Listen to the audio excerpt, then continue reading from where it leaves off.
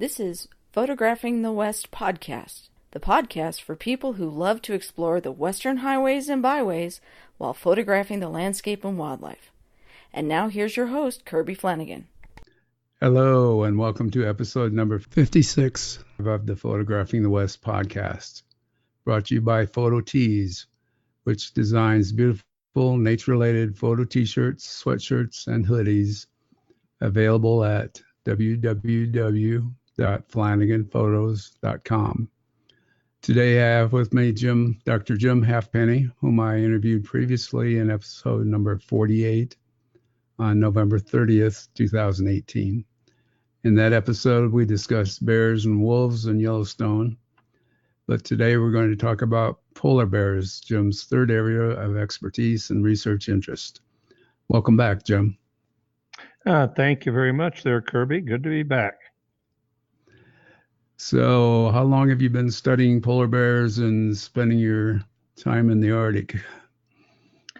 Well, that's sort of a two-part question. This is my 52nd season since I did my first polar expedition in Antarctica.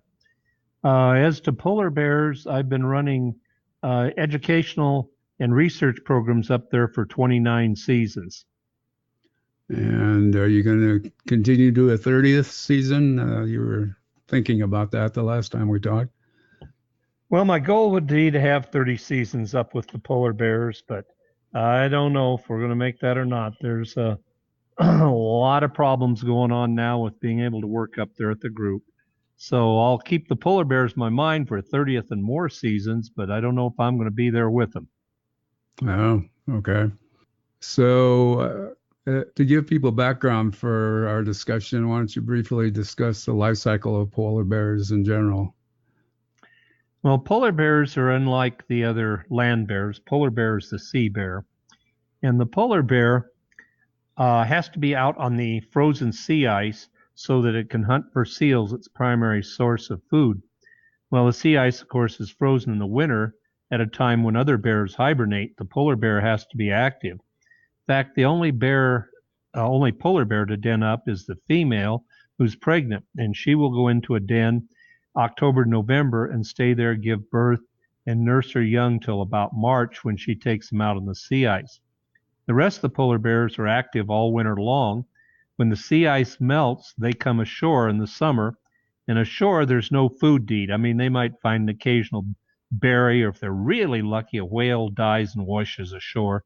But for the most part, they go without eating anywhere from 4 to even up to 8 months for a female. That's particularly hard on a female who might be pregnant and not get to go back out for 8 months, during which time she gives birth and has to nurse. Yeah, that is certainly a different life cycle. The amount of sea ice present in the Arctic seems to be a major determining polar bear survival factor. Talk about sea ice. How and where does it form, and why is it so important to polar bear survival? Well, there's two types of sea ice. There's what we call annual ice, and that freezes in the fall, lasts through the winter, and melts out in the summer, and repeats that cycle every year. Then there's multi-year ice, and that's in areas where it's cold enough that it doesn't melt out in the summer, so multi-year sea ice gets thicker and thicker. It used to be most of the Arctic basin, the Arctic Ocean, was covered by multi-year ice and not so much by annual ice. Now we have far more annual ice than we do a multi-year ice.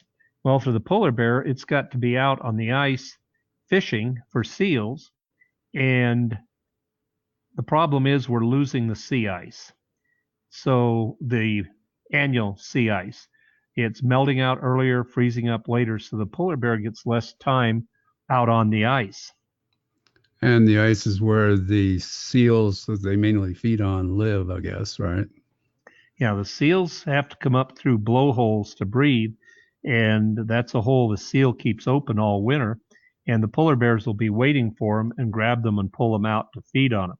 Without ice, the polar bear can't be sitting there waiting for a seal to come up. Sure. And although polar bears swim, that's burns up a lot more energy than trying to eat while on the ice, so to speak. Well, a polar bear is quite a good swimmer, but they are not good enough swimmer to swim down a seal.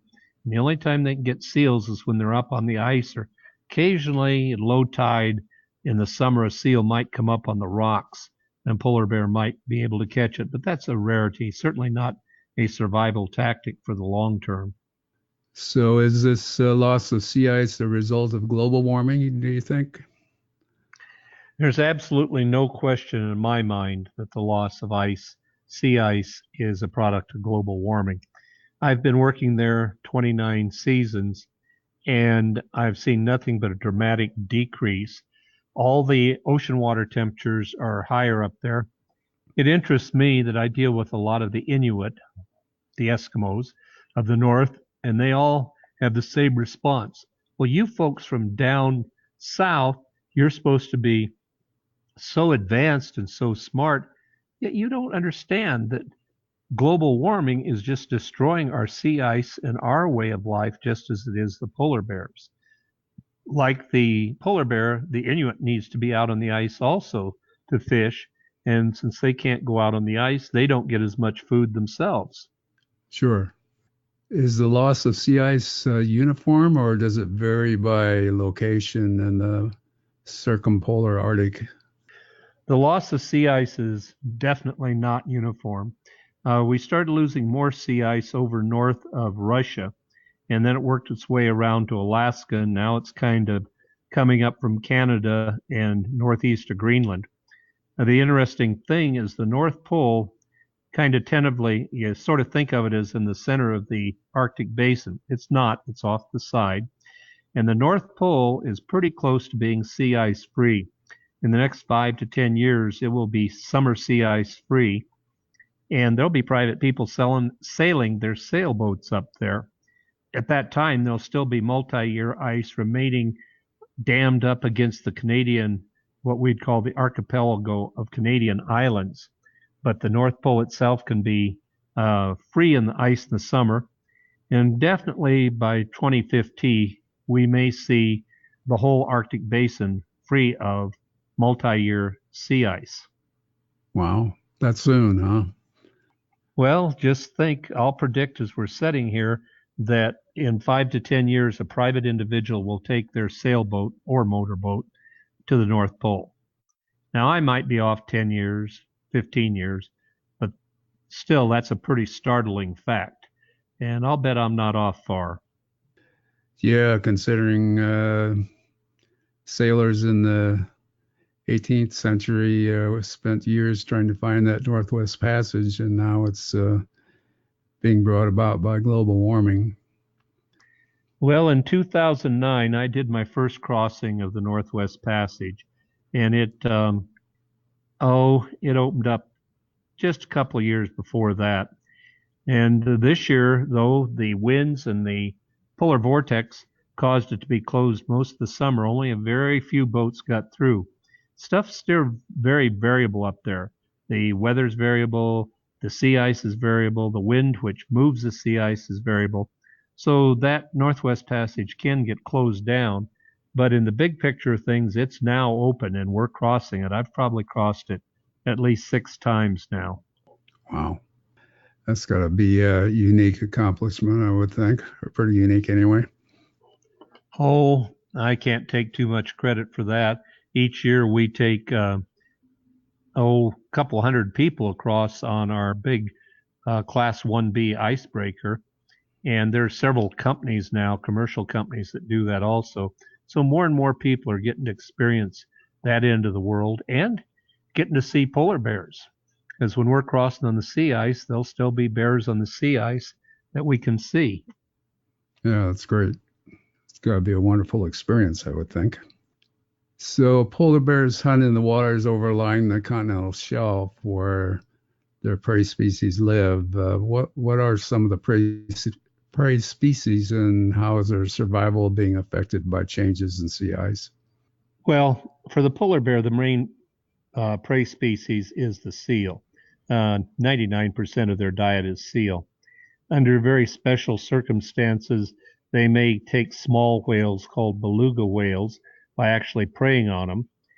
And that basically is the prey items for the polar bear. The seals, as the ice is melting out sooner and not going as far south, they've got to retreat farther north. And that might possibly help the polar bears by having them more concentrated in the north. But the problem is most of the seal hunting goes on in the dark of the Arctic ice, hundreds of miles or more from shore, and we don't really know about all that interaction with the seals and how many seals there are out there. So the availability of the seal as prey species is not 100% understood at the moment. Okay. Is there a reason why polar bears exclusively hunt seals, or anybody know anything about that? Well, in the far north, the polar bear has evolved to take advantage of the most abundant and essentially the only prey it could get a hold of. There's occasionally something that might get on land, but the seal is very abundant, and the polar bear has learned to zero in on that species and go after it. So they don't feed on things like fish, or aren't there any fish that far north, I guess? Polar bears can feed on fish, but it's a very rare situation where they do. We did have a southern population down towards Newfoundland, Labrador area that were fish feeders, just like the Alaskan brown bears, but those bears were killed off early on by the whalers. And so now fish is essentially not part of the diet. Okay. How adaptable are the bears to these changes in climate and changes in the availability of prey? Well, bears are definitely very adaptable, but we don't know how much flexibility that polar bear's got. That's something to be very afraid of, is their ability to adapt. If we get to a condition where there's sea ice every winter, melts in the summer, they may be able to survive on that winter sea ice. But if the oceans warm up enough to where it doesn't even freeze in the winter, then the polar bear is in very dire straits. There is food on land, but the polar bear is not adept at getting it, and it's also pretty sparse. Once in a rare occasion, a polar bear might get a caribou. The polar bears have been known to land on islands that have nesting birds and eat their eggs and the fledglings before they can fly. But these resources are very sparse, and one lucky polar bear might find that island, but there are not enough islands for all the polar bears out there. And so they just are not able to adapt to other things. You know, you often think of a bear as a grass eater or vegetation eater, but there isn't much vegetation in the Arctic, only a few bears, and that in general is for the sweet tooth of the bear, but not enough caloric intake for the bear to survive on. So aside from the male bears, there's issues for the female polar bears and their denning. How's that changing with the changes in the sea ice? Well, worldwide, we have 19 different populations of polar bears, and less than half of those are studied. We know that maybe in one or two populations, the number of polar bears is stable, perhaps, if we're optimistic, increasing. But most of the populations, if we're lucky, if it is stable, and some we've documented that's very well going down. Well, each of those populations has a different problem to deal with. If you go to Hudson Bay, where most of the people go to see polar bears up around Churchill, there the bears long ago adapted to coming ashore when the sea ice melted in the summer. But the problem they've got now is sea ice is melting out earlier, freezing up later.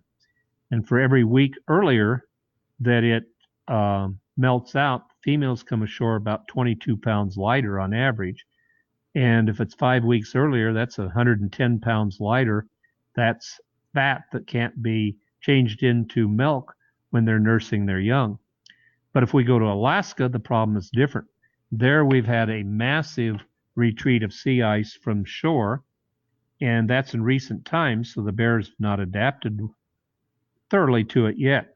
Initially, north of Alaska, the female bears would dig a den out on the pack ice and give birth there. And back 40 years ago, almost all the females' dens were out on the ice. Now, as the ice has melted back, we've had bears drown trying to swim to shore. And we know that for adult bears, but we don't know how many cubs might have been lost also. But some of the bears have come ashore on northern Alaska, and they're starting to den on shore. So we're seeing some adaptation there. But each of the 19 populations is different, and each of them has got to adapt to the particular problems for that area. So where are all these 19 populations? Obviously, some are in Alaska and Canada, and I suppose some in the Scandinavian countries. Where else? Well, the populations are circumpolar. That is, they're on all the lands around the North Pole. The North Polar Basin, of course, is not land. It's just open water. So probably 55% of that land belongs to Russia. Norway has some, and Finland has some. Greenland, which on international governing is taken care of by Denmark, Canada, and the United States. Those are the polar bear nations that have land where we find polar bears, and Russia has most of that land. Do you know anything about what's happening in Russia as far as polar bears are concerned? Most of the land in Russia is so remote and funds are so sparse that most of the land of Russia has no studies, and we really don't know what's going on there. Russia has tried to do some polar bear studies and actually has been quite an advocate for the polar bear, but most of the unknown land of the polar basin belongs to Russia. Okay. So the great unknown, I guess. So we talked a bit about polar bears' adaptability. Can you talk a bit more about that and how you think they may be able to survive with the loss of sea ice? Well, we know the polar bears in Hudson Bay long ago adapted to the fact that the sea ice melts out in the summer. And if we go back a few thousand years, Hudson Bay was frozen all winter long, and the bears could work on that ice and get seals. They didn't have to worry about anything. Well, as times have changed now, Hudson Bay melts out, those bears have already learned to come ashore. Bears in Alaska are going to have to learn to do their hunting in the winter and come ashore, and probably a lot of them won't make it. In the long run, some of the bears will adapt, but I would not be surprised at all to see the world population of polar bears drop significantly, maybe even 75% of the bears. Wow. Go ahead. Interestingly, if we look at the genetics, we can see that polar bears over in the region of from England to Finland and now the Scandinavian lands, they have some genes in them of brown bears. And that would suggest that at some time in the past, when the oceans melted out at a warm time, that those bears were on shore and they were able to reproduce with brown bears. And maybe we'll see bears back on shore surviving there and might see a little bit of that sort of reproductive behavior. Yeah, I was wondering, is that if the population is reduced by 75%, is there enough population left and enough genetic variety left for the survival of the species? Well, that's a two-part question. One part is genetic bottlenecking, and the polar bears have already definitely gone through one cycle or more of bottlenecking as things warmed up on the between the ice ages. And so we would hope that the numbers don't go down far enough that we have genetic bottleneck and causing genetic diseases. The second problem is just biological numbers. If the numbers are reduced far enough, you get to the point where you might have a male in Russia and a female in the United States, and that's all that's left. Well, biologically, that's an extinct species. So if the numbers go too low, you don't have enough bears where they can find each other. put simply. So two dangers, genetic and just the total number of bears. And to try to predict how low they can go and how well they can survive, well, that's beyond me. You mentioned a term called genetic blocking, I believe. Explain what that is? Genetic bottleneck. Bottleneck, I'm sorry. Yeah, that means that the gene pool is greatly reduced to where before the bottleneck, there were all sorts of genes to allow all sorts of variability and adjustment to environmental conditions. With the bottleneck, most of the genes are gone, and the bear would not have as much flexibility to adjust. So if environmental conditions got very bad, it might not have the flexibility to adjust to them. With genetic bottlenecks, we also see genetic diseases starting to pop up.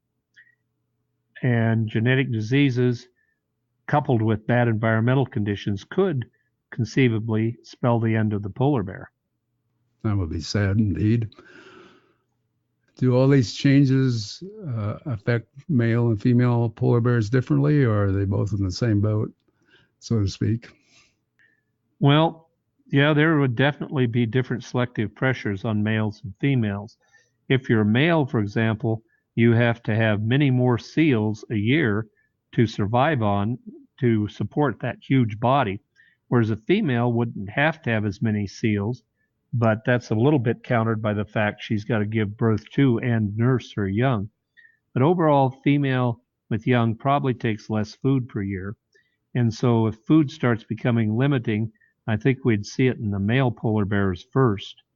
And although it's already, we can see it in both males and females at this point in time. What we're seeing to females, for example, when they're having to come ashore earlier and lighter, is that the survivorship of the cubs of the year is much lower and dropping because there isn't as much milk that mom can produce for the youngs. And for instance, if you're the runt of the litter, you may not do as well. Your chances of survival are going down. And I think the implantation rate is lower for females that are underweight.